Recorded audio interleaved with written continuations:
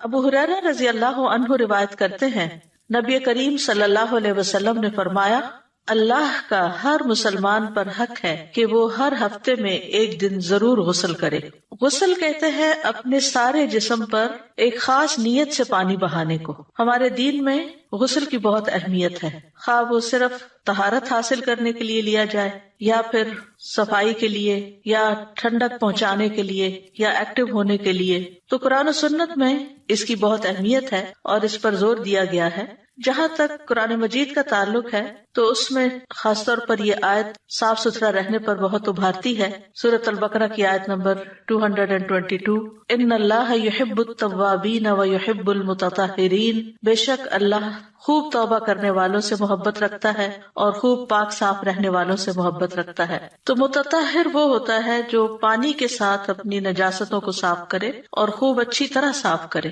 جہاں تک سنت کا تعلق ہے تو جیسے یہ حدیث آپ نے پڑھی، اسی طرح بخاری اور مسلم میں ایک اور حدیث بھی ہے، حق علی کل مسلم ان یغتسل فی کل 7 ایام یوما یغسل فیہ رأسہ وجسدہ، کہ ہر مسلمان پر لازم ہے کہ ہر 7 دن میں ایک دن ضرور غسل کرے، جس میں وہ اپنے سر کو بھی دھوئے اور اپنے جسم کو بھی دھوئے۔ تو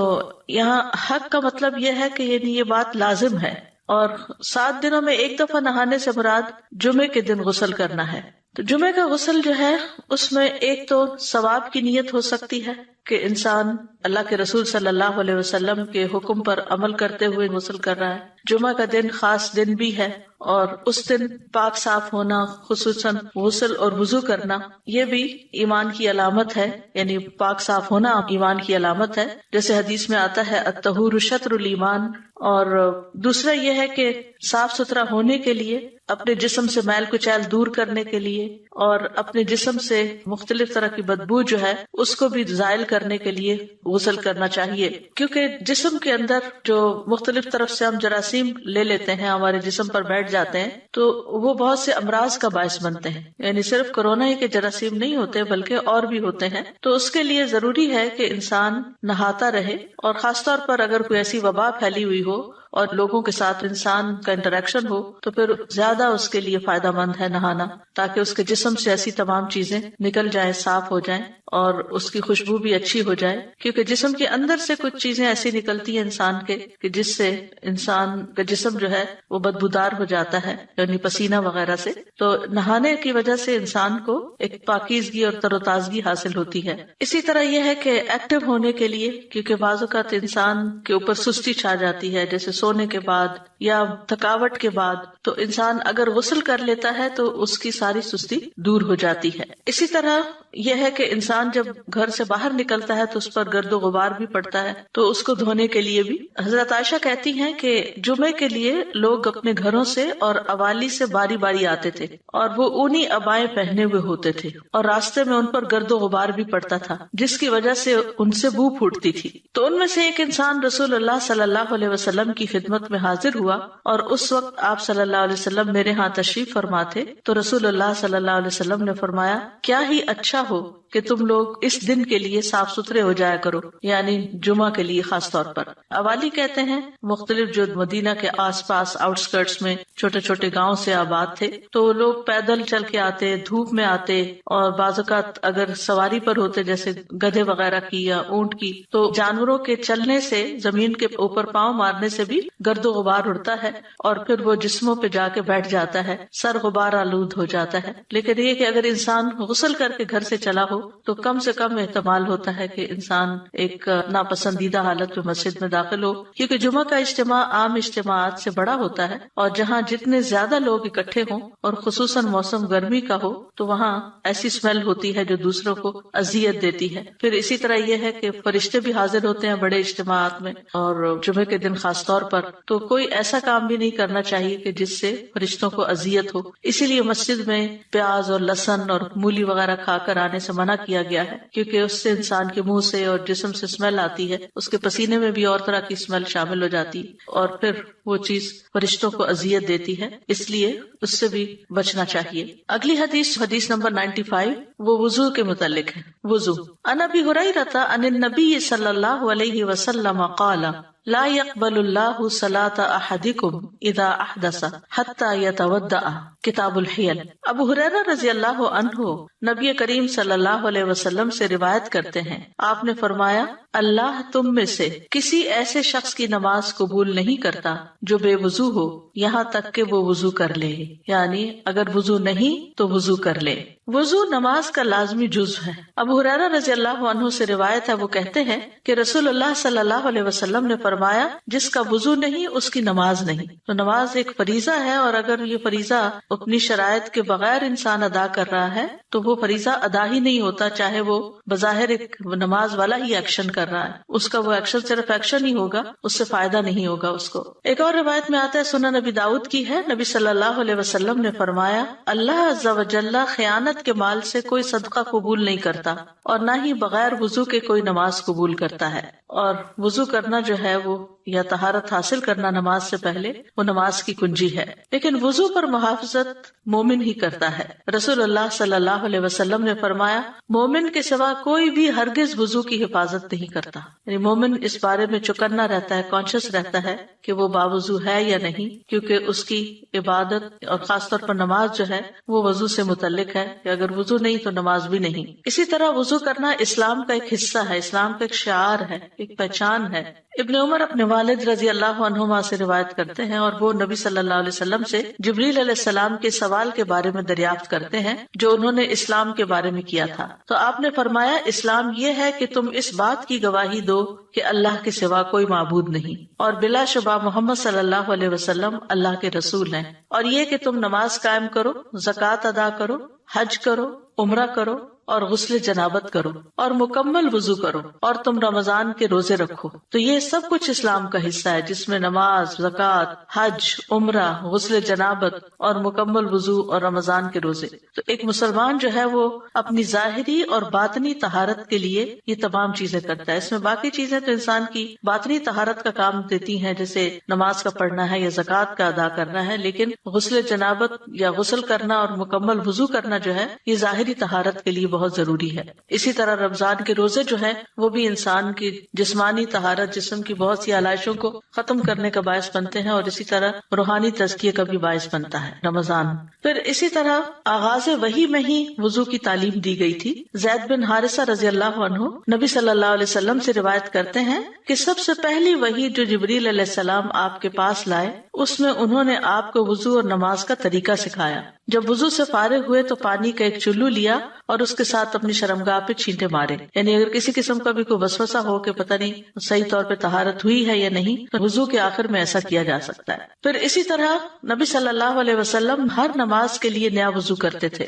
انس رضی اللہ عنہ کہتے ہیں کہ نبی صلی اللہ علیہ وسلم ہر نماز کے لیے نیا وضو کرتے تھے۔ راوی کہتے ہیں کہ میں نے کہا کہ آپ لوگ کس طرح کرتے تھے، یعنی صحابہ کا کیا طریقہ تھا۔ کہنے لگے کہ ہم میں سے ہر ایک کو اس کا وضو اس وقت تک کافی ہوتا تھا جب تک کوئی وضو توڑنے والی چیز پیش نہ آتی۔ تو اس میں یہ ہے کہ اگر انسان کا وضو نہ رہے، جیسے کہ اس حدیث میں آیا ہے، جس حدیث کی یہاں وضاحت کی جا رہی ہے کہ لا يقبل اللہ صلاۃ احدکم اذا احدث حتی یتودع، کہ اللہ تعالیٰ کسی کی نماز قبول نہیں کرتا جو بے وضو ہو، یعنی وضو ٹوٹ جائے اس کا، احدث یہاں تک کہ وضو کر لے۔ تو صحابہ کا یہ طریقہ تھا کہ وہ جب وضو نہیں رہتا تھا تو اس وقت وضو کرتے تھے۔ امت کو ہر نماز کے لیے وضو کی ترغیب دی آپ نے۔ آپ صلی اللہ علیہ وسلم نے فرمایا اگر میری امت پر مشقت نہ ہوتی تو میں انہیں ہر نماز کے وقت وضو کا حکم دیتا اور ہر وضو کے ساتھ مسواک کا حکم دیتا۔ تو اس سے یہ پتہ چلتا ہے کہ افضل یہی ہے کہ انسان ہر نماز کے ساتھ نیا وضو کرے، لیکن یہ کہ اگر مشقت ہوتی ہے اس میں تو پھر اگر پہلے سے وضو موجود ہے اور وضو ٹوٹا نہیں تو انسان اسی وضو کے ساتھ نماز ادا کر سکتا ہے۔ پھر اسی طرح یہ ہے کہ وضو کامل ہونا چاہیے اور پورے اہتمام کے ساتھ سارے جسم کے اعضاء کو مل مل کے دھونا چاہیے جن کو وضو میں دھونا ضروری ہوتا ہے۔ رفاع بن رافع رضی اللہ عنہ سے روایت ہے کہ وہ نبی صلی اللہ علیہ وسلم کے پاس بیٹھے ہوئے تھے۔ آپ نے فرمایا کسی کی نماز اس وقت تک مکمل نہیں ہوتی جب تک وہ اپنا وضو اس طرح کامل طور پر نہ کرے جس طرح اسے اللہ تعالیٰ نے حکم دیا ہے، یعنی اپنا چہرہ دھوئے، اور کوہنیوں تک اپنے دونوں بازو دھوئے، اپنے سر کا مسح کرے اور ٹخنوں تک اپنے پاؤں دھوئے۔ تو یہ وضو کے فرائض ہیں، کیونکہ ان میں سے اگر کوئی چیز چھوٹ جائے تو وضو نہیں ہوتا۔ نبی صلی اللہ علیہ وسلم نے کامل وضو نہ کرنے والے کو دوبارہ وضو کرنے کا حکم دیا تھا۔ انس بن مالک کہتے ہیں کہ ایک شخص نبی صلی اللہ علیہ وسلم کے پاس وضو کر کے آیا اور اس نے اپنے پاؤں پر ناخن بھر جگہ خشک چھوڑ دی تھی، تو رسول اللہ صلی اللہ علیہ وسلم نے اسے فرمایا واپس جاؤ اور اچھی طرح اپنا وضو کرو، یعنی صرف تھوڑی سی جگہ بھی اگر اس کی خشک رہ گئی تو آپ نے اس کو دوبارہ وضو کرنے کا حکم دیا۔ اس سے اندازہ کیا جا سکتا ہے کہ اس کی کتنی زیادہ اہمیت ہے۔ یہ حدیث جو ہے کہ لا يقبل اللہ صلاۃ احدکم، کہ اللہ تعالیٰ تم میں سے کسی ایک کی نماز قبول نہیں کرتا، تو اس کا مطلب یہ کہ خواہ کوئی مرد ہو یا عورت ہو یا نوجوان ہو، کیونکہ جس پر بھی نماز فرض ہے اس پر وضو کرنا فرض ہے، لازم ہے، الا یہ کہ اگر کوئی شخص معذور ہے، وضو نہیں کر سکتا کیونکہ پانی نہیں ہے، یا بیمار ہے تو وضو نہیں کر سکتا، تو ایسا شخص تیمم کر لے، یعنی صرف عذر کی صورت میں انسان وضو چھوڑ سکتا ہے، جبکہ عام حالات میں وہ وضو کو چھوڑ نہیں سکتا اگر اس کو وضو کی ضرورت ہے، کیونکہ وضو کے بغیر نماز پڑھنا جو ہے وہ حرام ہے۔ اور یہاں پر احدث کا لفظ استعمال ہوا ہے وضو ختم ہونے کے معاملے میں۔ تو حدث جو ہوتا ہے وہ دو طرح کا ہوتا ہے، ایک حدث اکبر ہوتا ہے جو جنابت ہوتی ہے، اور دوسرا حدث اصغر جس میں انسان کے جسم سے کچھ مادے ایسے نکلیں کہ جن کی وجہ سے وضو ٹوٹ جائے۔ تو نواقض الوضو جو ہیں جن پر سب کا اتفاق ہے وہ یہ کہ سبیلین سے، یعنی پیشاب کے اگلے رستے سے یا پچھلے رستے سے کوئی بھی چیز جو نکلے، اور وہ نکلنے والی چیز جو ہے اس میں پخانہ، پیشاب، منی، مزی، ودی اور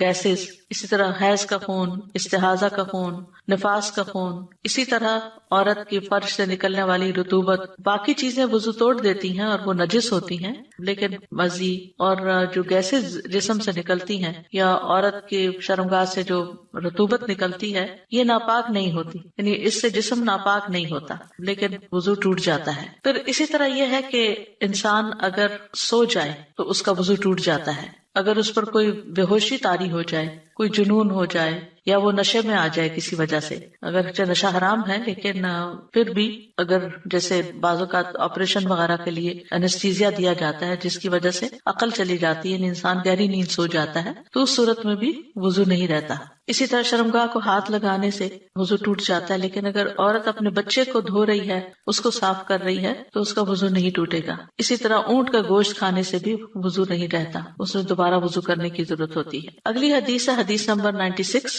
یہ مسواک کے بارے میں ہے۔ ان ابی ہریرہ رضی اللہ عنہ ان رسول اللہ صلی اللہ علیہ وسلم قال لولا ان اشق علی امتی او لولا ان اشق علی الناس لامرتهم بالسواک مع كل صلاۃ۔ ابو ہریرہ رضی اللہ عنہ سے روایت ہے کہ رسول اللہ صلی اللہ علیہ وسلم نے فرمایا اگر میں اپنی امت یا لوگوں پر گراں نہ سمجھتا تو انہیں ہر نماز کے ساتھ مسواک کرنے کا حکم ضرور دیتا۔ تو اس سے یہ پتہ چلتا ہے کہ ہمارے دین نے ہمیں مسواک کی ترغیب دی ہے کہ ہم نماز سے پہلے مسواک کریں۔ اس میں آپ دیکھیے کہ مسواک جو ہے وہ درخت کا بھی ہوتا ہے، اور اس کے علاوہ اگر ٹوتھ پیسٹ کے بغیر آپ صرف برش سے اپنے منہ کو صاف کر رہے ہیں تو انشاءاللہ وہ بھی مسواک کے برابر ہو جائے گا۔ یعنی اصل مقصد کیا ہے؟ اپنے منہ کو صاف کرنا۔ اور ایون یہ کہ اگر آپ کے پاس مسواک نہیں ہے یا ٹوتھ برش نہیں ہے تو آپ انگلی کے ساتھ اپنے منہ کو اچھی طرح اپنے دانتوں کو صاف کریں، اور اگر مسواک ہے تو پھر نہ صرف یہ کہ دانت صاف کیے جائیں بلکہ اس کے ساتھ ساتھ اپنے زبان وغیرہ کو بھی صاف کیا جائے۔ اور اس میں یہ ہے کہ جو روزہ دار ہے وہ بھی مسواک کر سکتا ہے، یعنی اس کے لیے بھی مسواک منع نہیں ہے۔ تو یہ حدیث جو ہم نے پڑھی ہے یہ مسواک کی اہمیت پر دلالت کرتی ہے کہ انسان کو مسواک استعمال کرنی چاہیے اور اس کی شدید رغبت بھی رکھنی چاہیے، کیونکہ نبی صلی اللہ علیہ وسلم کو اس کا لازمی حکم دینے سے اس بات نے روکا ہے کہ آپ لوگوں کے مشقت میں پڑھنے سے ڈرتے تھے، اس لیے آپ نے روکا ہے، ورنہ یہ ہے کہ یہ ایک مستحب عمل ہے اور پسندیدہ ہے۔ مسواک جو ہے وہ رب کی رضا کا ذریعہ ہے۔ ابو بکر صدیق رضی اللہ عنہ سے روایت ہے کہ نبی صلی اللہ علیہ وسلم نے فرمایا مسواک منہ کی طہارت اور رب کی رضامندی کا ذریعہ ہے، یعنی نہ صرف یہ کہ منہ صاف ہو جاتا ہے، انسان فریش ہو جاتا ہے، انسان کے منہ میں جانے والے جراثیم وغیرہ اور اندر سے اٹھنے والی علائشیں وہ ختم ہو جاتی ہیں، بلکہ اس کے ساتھ ساتھ انسان کو اللہ سبحانہ وتعالیٰ کی رضا بھی حاصل ہوتی ہے۔ اسی طرح قرآن مجید کی تلاوت کرنے کے لیے خاص طور پر اگر مسواک کر لیا جائے تو بہت اچھا ہے۔ سمرہ بن جندب نبی صلی اللہ علیہ وسلم سے روایت کرتے ہیں کہ آپ نے فرمایا اپنے منہ کو مسواک کے ساتھ پاک رکھو، کیونکہ یہ قرآن کا راستہ ہے، یعنی قرآن کی تلاوت انسان کرتا ہے اور فرشتے حاضر ہوتے ہیں۔ حضرت علی رضی اللہ عنہ نے مسواک کرنے کا حکم دیا اور کہا کہ رسول اللہ صلی اللہ علیہ وسلم نے فرمایا بلا شبہ جب بندہ مسواک کرتا ہے پھر کھڑا ہوتا ہے اور نماز پڑھتا ہے تو اس کے پیچھے فرشتہ کھڑا ہو جاتا ہے اور اس کی قرات غور سے سنتا ہے اور اس سے قریب ہو جاتا ہے حتیٰ کہ وہ اپنا منہ اس کے منہ پر رکھ دیتا ہے، پھر قرآن کا جو حصہ بھی اس کے منہ سے نکلتا ہے فرشتے کے پیٹ میں چلا جاتا ہے، لہٰذا تم قرآن کے لیے مسواک کے ذریعے اپنے منہ پاک رکھو۔ تو اس لیے بہت ضروری ہے کہ انسان نماز سے پہلے، تلاوت قرآن سے پہلے اپنے منہ کو پاک صاف رکھے۔ پھر اسی طرح یہ ہے کہ جب بھی وضو کیا جائے تو ساتھ مسواک کر لیا جائے تو وہ زیادہ فائدہ مند ہے بنسبت بغیر مسواک کے وضو کرنے کے۔ محمد بن یحییٰ بن حبان کہتے ہیں کہ میں نے عبداللہ بن عمر رضی اللہ عنہ سے کہا کہ ابن عمر وضو سے ہوں یا بے وضو، وہ ہر نماز کے لیے پابندی سے وضو کرتے ہیں، اس کی کیا وجہ ہے؟ یعنی عبداللہ بن عمر کے بیٹے کا نام بھی عبداللہ تھا، تو ان سے یہ پوچھتے ہیں محمد بن یحییٰ بن حبان، تو انہوں نے جواب دیا کہ انہیں اسماء بنت زید بن خطاب نے بتایا کہ عبداللہ بن حنظلہ بن ابی عامر نے انہیں بتایا کہ رسول اللہ صلی اللہ علیہ وسلم کو پہلے حکم دیا گیا تھا کہ ہر نماز کے لیے وضو کریں، خواہ پہلے وضو سے ہو یا بے وضو، یعنی ابتدائے اسلام میں ہر نماز کے لیے نیا وضو ضروری تھا، مگر جب انہیں مشقت ہوئی تو حکم دیا گیا کہ ہر نماز کے لیے مسواک کر لیا کریں۔ چنانچہ ابن عمر سمجھتے تھے کہ ان میں ہمت ہے، لہٰذا وہ ہر نماز کے لیے نیا وضو کرتے۔ تو بہرحال اس سے دو باتیں پتہ چلتی ہیں، ایک یہ کہ ابتدائے اسلام میں ہر نماز کے لیے نئے وضو کا حکم تھا، اور دوسرے یہ کہ ہر نماز سے پہلے وضو کے ساتھ مسواک کیا جائے، لیکن یہ حکم وجوب میں نہیں ہے۔ نبی صلی اللہ علیہ وسلم کی عادت تھی کہ دن یا رات میں جب بھی سو کر اٹھتے تو وضو سے پہلے مسواک کیا کرتے تھے۔ اسی طرح حذیفہ رضی اللہ عنہ سے روایت ہے، وہ کہتے ہیں کہ جب رسول اللہ صلی اللہ علیہ وسلم تہجد کے لیے کھڑے ہوتے تو اپنا منہ مسواک سے اچھی طرح صاف فرماتے، کیونکہ اس میں آپ کی لمبی قرات ہوتی تھی، اور جیسا کہ ابھی ہم نے پڑھا کہ فرشتہ حاضر ہوتا ہے اور اپنا منہ قرآن پڑھنے والے کے منہ پر رکھ دیتا ہے، تو اس صورت میں منہ کا پاک صاف ہونا بہت ضروری ہے، ورنہ فرشتے جو ہیں وہ گندگی سے اور بیڈ اسمیل سے نفرت کرتے ہیں اور اذیت محسوس کرتے ہیں۔ پھر اسی طرح ابن عباس تو کہتے ہیں کہ رسول اللہ صلی اللہ علیہ وسلم رات کو 2 رکعت نماز پڑھ کر سلام پھیرتے اور مسواک کرتے، یعنی اتنی زیادہ ان کے ہاں اہمیت تھی کہ ہر 2 رکعت کے بعد تازہ مسواک کرتے۔ اسی طرح صحابہ کا عمل بھی یہ رہا ہے کہ وہ وضو کے ساتھ مسواک کیا کرتے تھے۔ زید بن خالد جوہنی سے مروی ہے، وہ کہتے ہیں کہ میں نے رسول اللہ صلی اللہ علیہ وسلم کو فرماتے ہوئے سنا، اگر میری امت کے لیے مشقت نہ ہوتی تو میں انہیں ہر نماز کے وقت مسواک کا حکم دیتا، یعنی میں ان کو پابند کر دیتا۔ ابو سلمہ کہتے ہیں پھر میں نے دیکھا کہ زید رضی اللہ عنہ مسجد میں بیٹھے ہوتے تھے اور مسواک ان کے کان پر رکھی ہوتی تھی، جیسے کسی کاتب کا قلم اس کے کان پر ہوتا ہے، تو جب نماز کے لیے اٹھتے تو مسواک کر لیتے، یعنی اتنا زیادہ وہ نمازوں سے پہلے وضو اور مسواک کا خاص طور پر اہتمام کیا کرتے تھے۔ ہم سب کو اس بات پر توجہ دینی چاہیے کہ اگر ہم صرف ان چھوٹی چھوٹی سنتوں پر ہی عمل کر لیں تو اجر و ثواب تو اپنی جگہ ہے، اللہ کی رضا بھی ہے، لیکن اس کے ساتھ ساتھ ہم دنیا کے کتنے مسائل سے بچ سکتے ہیں، کتنی بیماریوں سے پریونشن ہو سکتی ہے، اور کتنی تکلیفوں سے ہم نجات پا سکتے ہیں، کیونکہ بہت ساری بیماریاں معدے سے شروع ہوتی ہیں، اور معدے سے جو کچھ جاتا ہے وہ منہ کے راستے جاتا ہے، اور اگر منہ صاف ہوگا تو معدے میں صاف ستھری طیب چیز پہنچے گی، اور اگر منہ گندا ہوگا تو پھر منہ کی علائشیں ساتھ کھانے کے مل کے معدے میں اتریں گی، جس کی وجہ سے مزید بیماریاں پیدا ہوں گی۔ اور اس کے علاوہ دنیاوی فائدے بھی بہت ہیں، دانت صاف ہوتے ہیں تو دانت چمکتے ہیں، دانتوں میں بیکٹیریا نہیں لگتا، گمز صاف ہوتے ہیں۔ اب ٹنگ کلینرز الگ طور پہ بنے ہیں، حالانکہ اگر پراپر مسواک لیا جائے اور اس کو چبا کر نرم کر لیا جائے تو اس سے زبان صاف کی جا سکتی ہے، حتیٰ کہ نبی صلی اللہ علیہ وسلم جب مسواک کیا کرتے تھے تو آپ کے گلے سے او کی آواز آتی تھی، یعنی حلق تک آپ اس کو لے جاتے تھے، حلق بھی اس سے صاف کرتے تھے۔ پھر اسی طرح یہ ہے کہ ماؤتھ واش کی بھی ضرورت نہیں رہتی، یعنی مسواک جو ہے وہ ماؤتھ واش کا بھی کام کرتا ہے۔ اگرچہ ٹوتھ برش کیا جا سکتا ہے، اس میں ممانعت نہیں کی گئی، لیکن ہم دیکھتے ہیں کہ ٹوتھ برش جب ایک دفعہ منہ صاف کرتے ہیں تو جو کچھ منہ کے اندر سے نکلتا ہے وہ اس کے ساتھ پلاسٹک کے چپک جاتا ہے۔ پلاسٹک ایسی چیز ہے جس پر جرمز جو ہیں وہ بہت دیر تک چپکے رہتے ہیں، میٹل کی نسبت، شیشے کی نسبت، اور بمشکل اس سے نکلتے ہیں. تو جو فائدے مسواک کرنے لکڑی کی مسواک کرنے کے ہیں وہ فائدے کسی اور چیز میں نہیں ہیں. تو درختوں کی ٹہنیاں، بعض درخت جو ہوتے ہیں ان کے مسواک جو ہیں وہ دوسروں کی بنسبت زیادہ اچھے ہوتے ہیں. پھر ہمیں اگر طریقہ نہیں آتا تو طریقہ سیکھ لینا چاہیے اور اس کے فضائل اور برکات سے فائدہ اٹھانا چاہیے اور اجر و ثواب بھی کمانا چاہیے. دنیا کے فائدے تو سیکنڈری چیز ہے، اصل چیز جو ہے وہ دین کا فائدہ ہے، ہمارے اعمال میں اضافے کا باعث ہے. کیونکہ یقینی طور پر وہ نماز جو تازہ وضو کے ساتھ اور مسواک کے ساتھ پڑھی جاتی ہے اس کا اجر و ثواب زیادہ ہے بنسبت اس نماز کے کہ جو ہم ویسے ہی پڑھ لیتے ہیں. اسی طرح مسواک کی جو ٹہنیاں ہوتی ہیں مختلف درختوں کی، ان میں جیسے زیتون کی مسواک ہے، جیسے نیم کی مسواک ہے، یعنی کوئی بھی چیز جو میسر ہو اس سے کی جا سکتی ہے. ہمیں لازمی طور پر کسی ایک خاص قسم کی لکڑی کو استعمال کرنے کے لیے نہیں کہا گیا، جو بھی جس علاقے میں مسواک میسر ہوں. اور مسواک جو ہے اس کی ٹہنیاں اگر توڑ کر خشک کر لی جائیں تو وہ کافی عرصے تک کام آتی ہیں اور ان کا بھی فائدہ ہوتا ہے.